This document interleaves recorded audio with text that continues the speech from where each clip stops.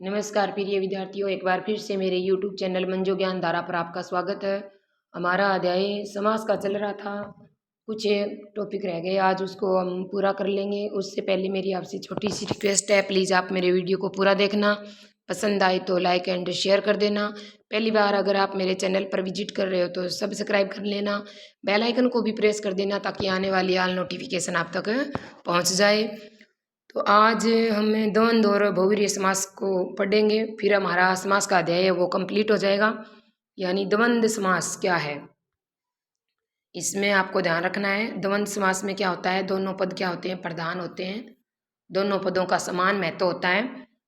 ये कितने प्रकार के होते हैं, मुख्य रूप से द्वंद्व समास हैं वो 3 प्रकार के होते हैं। कौन कौन से होते हैं, इतरेतर द्वंद्व और विकल्प द्वंद्व और समाहार द्वंद्व। तो ये इसकी क्या क्या पहचान है मैं आपको बताऊंगी, प्लीज़ आप मेरे वीडियो को पूरा देखना।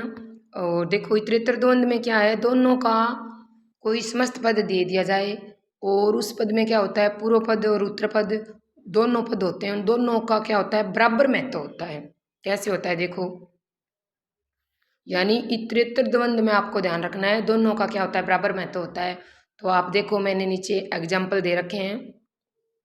राजपुत्र खाना खा रहा है, तो इसमें इस राजपुत्र जो ये समस्त पद है उसमें क्या है, राज क्या है, पहला पद है, पूर्व पद है, लेकिन पुत्र क्या है, उत्तर पद दूसरा पद है। लेकिन राजपुत्र खाना खा रहा है, अब खाना खाने का कार्य कौन कर रहा है, ये आप देखो, सोचो। यानी पुत्र खाना खा रहा है, तो पुत्र कौन सा पद है, पुत्र तो उत्तर पद या दूसरा पद है। तो जिसमें दूसरा पद प्रधान होता है, तो मैंने आपको बताया वो तो तत्पुरुष समास होता है। तो ये तो तत्पुरुष समास में चला जाएगा। तो ऐसा अगर आए तो आपको ध्यान रखना है, इसमें दूसरा पद प्रधान होता है वो तत्पुरुष समास होता है। अब आगे दूसरा एग्जाम्पल ले रखा है मैंने, देखो आप, माता पिता खाना खा रहे हैं। माता पिता क्या कर रहे हैं, खाना खा रहे हैं। समस्त पद क्या है इसमें, माता पिता है। पहला पद माता है, दूसरा पद पिता है। पहला पद होता है उसको पूर्व पद बोलते हैं और दूसरा पद होता है उसको उत्तर पद बोलते हैं। अब आप सोचो, जितना माता का महत्व है उतना पिता का महत्व है। यानी ऐसे अपोजिट आए जिनका समान महत्व हो, तो उसमें क्या होता है, इतरेतर द्वंद्व समास होता है। तो माता पिता खाना खा रहे हैं, तो आप अगर इसको ऐसा लिखोगे कि माता पिता खाना खा रहा है, तो ये गलत हो जाएगा। आप ध्यान रखना है, खाना खा रहे हैं, समस्त पद क्या है, माता पिता है। और अब जब इसका समास विग्रह करोगे तो आपको क्या बात ध्यान में रखनी है, ऐसे अपोजिट जिसका समान महत्व हो और उसका अगर हम समास विग्रह करते हैं तो हमें ध्यान रखना होता है और के द्वारा किया जाता है। किसके द्वारा किया जाता है, और के द्वारा। माता और पिता दोनों खाना खा रहे हैं, माता और पिता दोनों क्या कर रहे हैं, खाना खा रहे हैं। तो आपको ध्यान रखना है भी ऐसे अपोजिट आए जिनका समान महत्व हो, तो उसका समास विग्रह करते हम क्या लगाएंगे, और लगाएंगे। ठीक है, इसी प्रकार आगे देखो, मैंने और एग्जाम्पल ले रखे हैं। अन्न जल, तो जितना अन्न का महत्व है, तो एक साथ में अन्न भी ले सकते हैं और जल भी ले सकते हैं, दोनों एक साथ में उपस्थित हो सकते हैं। तो जब दोनों अपोजिट एक साथ में उपस्थित हो तो उसका समास विग्रह करते वक्त आपको ध्यान रखना है और का प्रयोग करेंगे। इसी प्रकार हरि हर, हरि क्या है, विष्णु है, हर क्या है, शिव है। इसी प्रकार 34, 34 में क्या है, 4 और 30 है, 4 और 30 है। तो 30 और 4 मिलेंगे तभी 34 बनेगा। अगर 30 है 4 नहीं है तो 34 नहीं बनेगा। यानी एक के बिना एक का कोई महत्व नहीं है, दोनों का मतलब महत्व होता है, दोनों का अर्थ निकलता है। तो उसमें क्या होता है, हम जब समास विग्रह करते हैं तो और लगाना होता है, ये बात आपको ध्यान रखनी है। नोट में मैंने नीचे लिखा है, देखो आप, इतरेतर द्वंद्व समास में दोनों पदों के अर्थ उपस्थिति होना एक साथ संभव है। जैसे मेरे माता पिता स्वस्थ हैं, तो इसमें माता भी स्वस्थ है और पिता भी स्वस्थ है, दोनों उपस्थित हैं, दोनों का मतलब समान महत्व है। और मैंने आपको बता दिया, जहाँ दोनों उपस्थित हो, दोनों उपस्थित होना संभव हो और दोनों का मतलब महत्व हो, तो ऐसे अपोजिट, ऐसे समस्त पद का हम समास विग्रह और या एवं के माध्यम से करेंगे, आपको ध्यान रखना है। ठीक है, इसी प्रकार आप आगे देखो, वो तो हमने पढ़ा था इतरेतर द्वंद्व, अब है विकल्प द्वंद्व। इसमें क्या होता है, दोनों में से किसी एक विकल्प का अर्थ बैठेगा। एक साथ दोनों बैठना संभव नहीं है, दोनों का अर्थ एक साथ होना संभव नहीं है, इसमें आपको ध्यान रखना है। दो अपोजिट होते हैं, लेकिन ऐसे अपोजिट होते हैं एक साथ एक का ही अर्थ निकलता है, दोनों का एक साथ नहीं हो सकता, दोनों एक साथ उपस्थित नहीं हो सकते। जब दोनों ऐसे अपोजिट जो एक साथ दोनों उपस्थित नहीं हो सकते, तो वहाँ पे हम जब समास विग्रह करेंगे तो याद रखना है आपको, या लगाएंगे। जैसे मैंने एग्जाम्पल दे रखा है घट और बड, तो अब घट अथवा बड भी कर सकते हो, घट या बड भी कर सकते हो। वाक्य में प्रयोग करके देखो आप, व्यापार में घट बड होती रहती है, तो एक साथ दोनों नहीं हो सकती, ये बात आपको ध्यान रखनी है। या तो व्यापार घटेगा या बढ़ेगा, तो ऐसे अगर अपोजिट आते हैं तो उसका जब आप समास विग्रह करते हो तो आपको ध्यान रखना है, या तो आप या से करोगे या फिर अथवा से करोगे। इसी प्रकार मैंने अन्य एग्जाम्पल ले रखे हैं, जैसे हानि और लाभ, तो आपको पता है हानि और लाभ एक साथ नहीं हो सकते। इसी प्रकार नीचे दूसरा और देखो लिख रखा है मैंने, हाँ या ना, तो आप एक समय में किसी को या तो ना कर सकते हो या फिर हाँ कि हाँ ये कार्य मैं कर दूंगा, या फिर ये नहीं होगा, दोनों एक साथ नहीं होगा। तो आपको मैंने बता दिया इस विकल्प जो द्वंद्व समास है उसकी क्या पहचान है। इस समास में ऐसे दो विलोम शब्दों का मेल होता है, जिसका अर्थ क्या होता है, एक साथ संभव नहीं होता है, ये बात आपको ध्यान में रखनी है। जैसे आज कल, अगर आज आपको जाना है तो आज, और कल तो कल, यानी आज और कल दोनों एक साथ नहीं हो सकते। तो जब इसका आप समास विग्रह करोगे तो या लगाओगे, आपको ध्यान रखना है। आगे देखो तीसरा है समाहार द्वंद्व। इसमें क्या होता है, दो से अधिक समूह का अर्थ निकलता है। नॉन और तेल दे रखा है, नॉन यानी नमक और तेल, तो यहाँ केवल नॉन और तेल, नमक और तेल से ही नहीं लिया गया है अर्थ, पूरी मतलब गृहस्थी की सभी वस्तुओं से इसका अर्थ निकाला गया है। तो इसमें जब आप समास विग्रह करोगे, ऐसे अर्थ जो एक साथ अनेक अर्थों का भाव पैदा करे, उसको हम किस में रखेंगे, समाहार द्वंद्व समास में रखेंगे। और जब इसका समास विग्रह करेंगे तो ये आदि या इत्यादि का प्रयोग करेंगे, आप ध्यान रखना।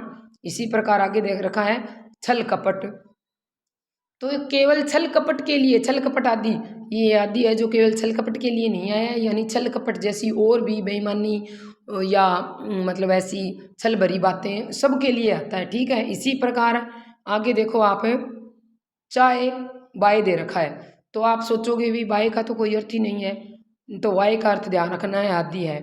अगर आप किसी को बोलोगे चाय लाओ, तो खीर सिर्फ क्या आएगी, चाय आएगी। लेकिन जब आप बोलते हो चाय बाय पिला दो भाई, तो चाय बाय में जो साथ में जो नाश्ता पानी आता है उसका उतना ही महत्व है जितना चाय का है। तो आपको ध्यान रखना है, बाय का अर्थ होता है आदि, ठीक है। आगे देखो पाँच छः, पाँच और छः लोग आए, तो जब आप इसका समास विग्रह करोगे तो क्या लगाओगे, या लगाओगे। जब लगातार काउंटिंग चल रही हो तो जब उसका अगर समास विग्रह किया जाता है तो या का प्रयोग किया जाता है। आप ध्यान रखें, छः ऐसे नहीं लिखना है, छः ऐसे लिखना है, ये शुद्ध गलत हो जाएगा।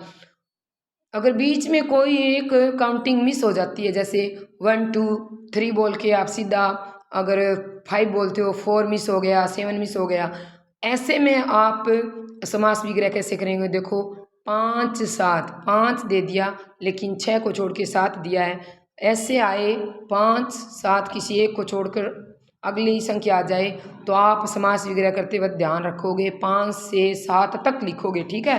5 या 7 नहीं कर सकते। जब लगातार आते हैं 1 2 3 4 5 ऐसे, तो आप क्या करोगे, समास विग्रह करते वक्त या लगाओगे, जैसे 1 2, एक और 1 या 2, 3 4, 3 या 4। लेकिन जब 5 7, तो 5 या 7 नहीं कर सकते, 5 से 7 तक करोगे, ठीक है। अब आप नोट में देखो, इस समास में ऐसे युग्म बनते हैं जैसे दाल रोटी, तो यहाँ फिर दाल और रोटी से ही अर्थ नहीं लिया गया है, यानी घर गृहस्थी की सभी समान स्यास से लिया गया है, ठीक है। अब आगे है बहुव्रीहि समास, एक ऐसा समास जिसमें ना पहला पद प्रधान ना दूसरा पद प्रधान कोई अन्य अर्थ निकलता हो। यानी परिभाषा देखो आप, जिस समास के समस्त पदों में दोनों पदों में कोई भी पद प्रधान न हो बल्कि तीसरा अन्य अर्थ या पद प्रधान हो, उसको क्या कहते हैं? बहुव्रीहि समास कहते हैं। जैसे आप देखो, मैंने यहाँ लिख रखा है, ए पहला पद मानो आप, बी दूसरा पद, लेकिन बना क्या? सी बन गया। बनना तो क्या चाहिए था? ए प्लस बी, तो ए बी होना चाहिए था। क्या होना चाहिए था? ए और बी होना चाहिए था। लेकिन पहले और दूसरे पद के मिलने से एक विशिष्ट अर्थ निकल जाए, तीसरा अर्थ निकल जाए, तो वहाँ पे क्या होगा? आपको याद रखना है, बहुव्रीहि समास होगा। जैसे पहला पद प्लस दूसरा पद, तीसरा अर्थ यानी विशिष्ट अर्थ, दोनों पदों के अर्थ में से कोई संबंध नहीं रखता हो, ऐसा तीसरा नया अर्थ निकले, वहाँ पे आपको याद रखना है बहुव्रीहि समास से होता है। ठीक है, अब आप आगे देखो, दोगला। यहाँ दोगला का क्या अर्थ है? दोगला का किसी व्यक्ति के दोगलों से नहीं लिया गया है, किसी व्यक्ति के दोगले नहीं होते। दोगलों का अर्थ होता है दो हैं गले जिसके,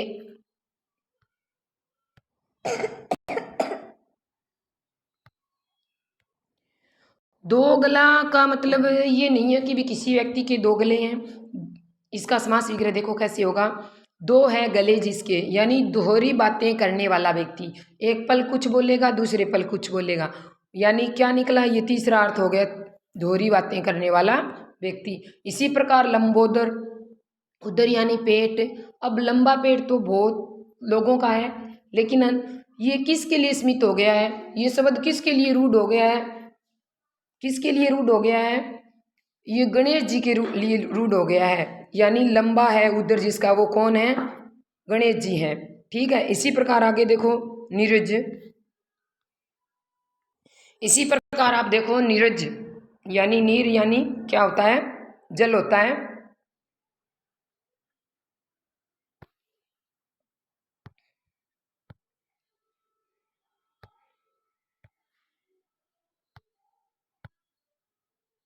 इसमें क्या है? देखो भाई, ये है नीरज यानी जल। नीर में जन्म लेता है जो, वो कौन है? कमल है। वो कौन है? कमल है।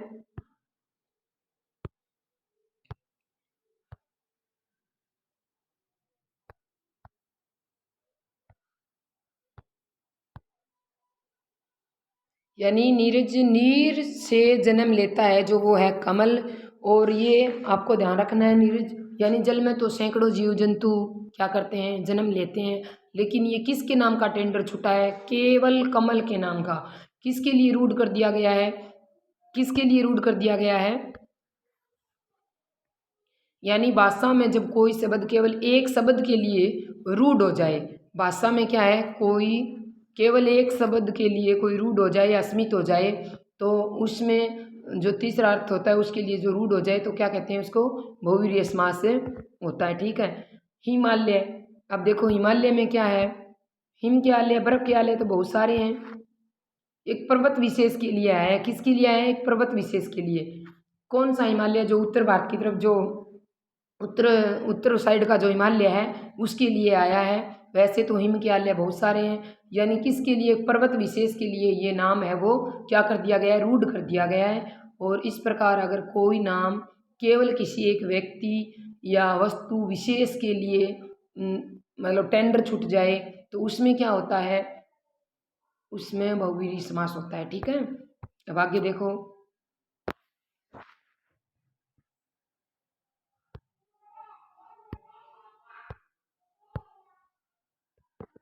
आगे आपको ध्यान रखना है, देवी देवता एवं पौराणिक नाम जितने भी हैं उन सब में क्या होता है? बहुव्रीहि समास होता है। इन सब के लिए जो रूढ़ शब्द हुए हैं, यानी देवी देवता और पौराणिक नामों के लिए, जैसे वज्रपाणी।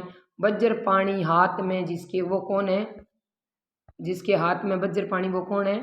इंद्र है। तो पाणी मीन्स क्या होता है? आपको ध्यान रखना है, हाथ होता है।